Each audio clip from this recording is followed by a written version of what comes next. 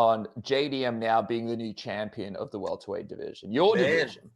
I've seen Bilal take down a lot of good guys with good takedown deep come, including myself. I mean, took out the champ. He's beaten me. He was on a crazy fight winning streak, and he just couldn't get Jack Madalena down. And so it was a stand-up battle. I mean, they beat each other up. It was literally a slugfest. It was awesome.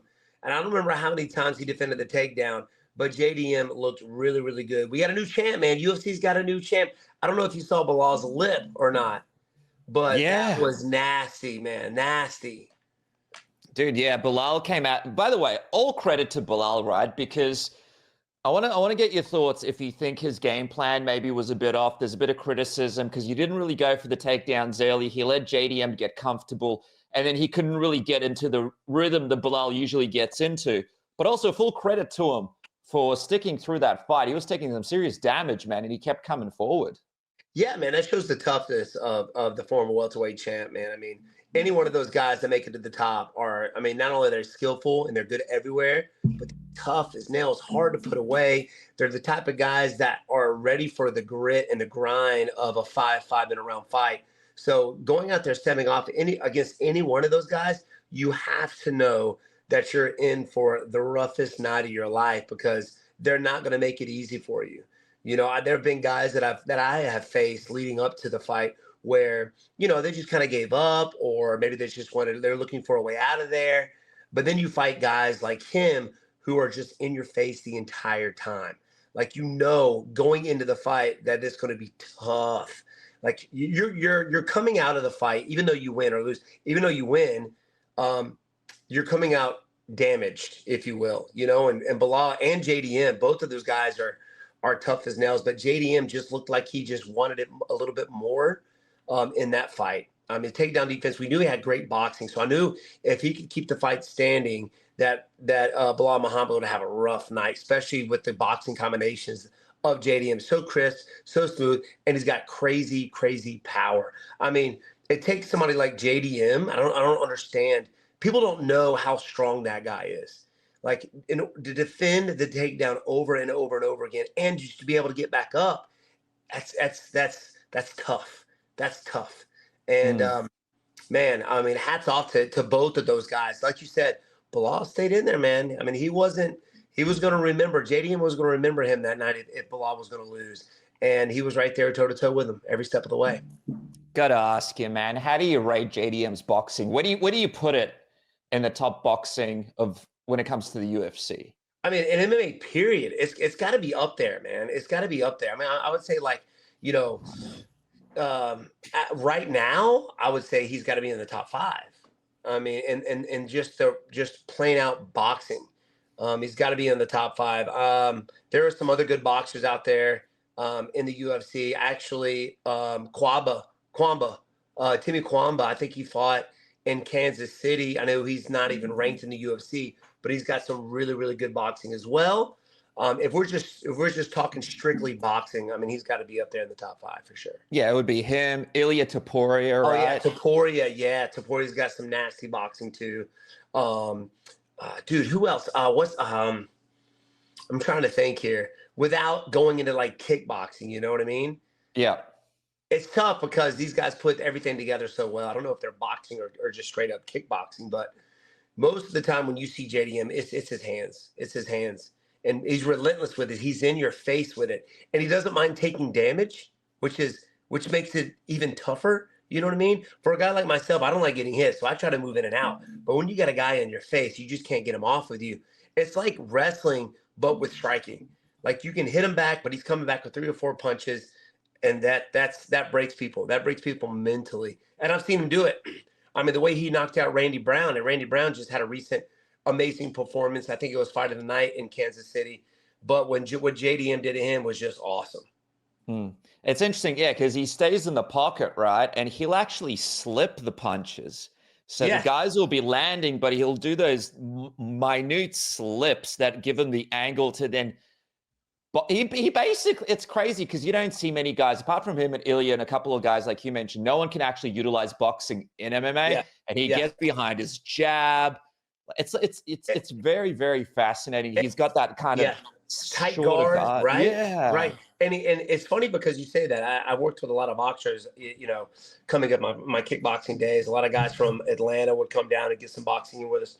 And the way that they move their head, they move just enough to be able to slip the punches, right? You Mm. can always have some good boxing training, but when you have 18-ounce or even 12-ounce gloves on, boxing gloves, it's you want to move your head just enough to where that punch barely grazes you, right?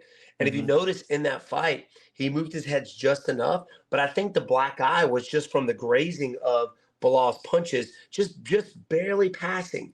But when you have those 4-ounce gloves, man, it doesn't matter if it's a full-on punch. It could be just a small graze.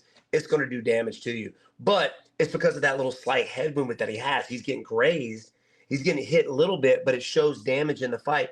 But it was well worth it because he's slipping. He's coming back with his punches. And I think that's what makes him kind of fun to watch, the finesse of the boxing with him when it comes to him. And it brings out, it kind of gives credit to the old school boxers back from just back in the day, where they fought bare knuckle, you know what I mean? They would go like 80 rounds and stuff. Yeah. And it's funny to see, back in the day, those guys had cauliflower ear, and they were strikers. They weren't wrestlers, but they would have cauliflower ears just from taking punch. You very rarely do you see that in boxing nowadays, But Mm. it's cool, and to be able to have a good new champ. I mean, the welterweight division right now is just crazy, up and down, up and down. And now you got Islam Makhachev wanting to go up and face off against him. Yeah, man. So what do you think? Like, obviously, it's yet to be confirmed, but that is the plan. That is what Islam wants. Apparently, if the UFC can make it happen, that's what's going to happen. Let's say Islam comes up to your weight division and fights Jack. Who do you think wins? I don't know, man. I mean, when you're going up to the welterweight division, those are some big boys. And I know Islam Makhachev walks around fairly heavy, but a lot of these 170s, they walk around real heavy. I'm talking about, over 205, 210 to the 215. Some of the guys that I faced would walk around at that weight. I mean, I think like the height, I think they might be the same height. I think JDM might be a little taller, but when it comes to those guys and their strength, Islam, I think, is going to have a tough time. Now, do I think he could get it done? Yes. I think he's that good of a grappler. But like I said, JDM has faced some of the best welterweight grapplers and wrestlers in the division. Bilal being one of them. I think it's going to be a tough night for him. I would like to see Islam fight Topuria. That's Okay. just me. I would love to see that fight happen. But if he comes up, we'll see what the UFC gets behind. And we all know you got to convince the UFC to make it happen. And you do that first by getting on Twitter, shouting it out, and get people talking about it. And that's what Islam did. So we'll see if that fight happens with JDM. Do you think Islam should be able to retain his lightweight belt? Let's say it's Ilia and Charles. Should that be for the interim belt, in your opinion? Should the UFC let Islam hang on to his belt after everything he's accomplished?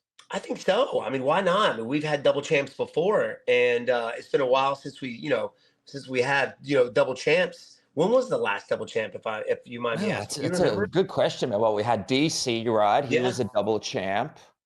I know Conor McGregor was a double champ, obviously. Henry Cejudo. Henry Cejudo. But it's been a while since we've had a double champ. So, what Islam has done in the 155 division, I don't see why not. Let him hang on to it. If he goes up and beats Bilal, awesome. We'll see if he stays in the welterweight division. But I think his true division is going to be the 155er. I think he wants to kind of do something a little different. He wants to, make his mark in the UFC history by becoming double champ, and it makes sense. I mean, he's done what he can with the 155ers. Obviously, Ilia Topuria wants to come up and wants to make that fight happen. But I would like to see that fight. I really would like to. If he goes up and wins it, you got to fight. You got to fight Topuria after. I mean, who does Topuria fight next? Right? I mean, well, it's got to be like the interim title fight, UFC 317 against Charles Oliveira. But then you got all those other fights at lightweight, like your Paddy Pimblett, Armin Sarukians, Dan Hookers, also Justin Gaethje's. Yes. But then also at welterweight, let me ask you this. Let's take JDM out of the picture for a second. Let's say Islam beats JDM. How do you think Islam would do against some of the top contenders at welterweight? Because the difference really is at welterweight, you do have some pretty wrestling-heavy contenders. You've got guys like Sean Brady. You've got guys like Shavkat Rakhmonov, who's obviously a guy that you know very well. You got guys like maybe like a Kamaru Usman back up there. How do you think an Islam And Ian Gary's obviously a very smart tactician. How do you think Islam would do against the top of the best of welterweight? I think I think he would do fairly well, especially if he's fighting other grapplers. I think that's right up his alley, especially in Sean Brady. I mean, they're about the same height, same build. The thing is that Islam Makhachev won't have to do the heavy weight cut. So I think you'll see a better Islam Makhachev. That the weight cut takes a lot of you, and I know he kills himself to get down to 155, and he won't have that at the 170 division.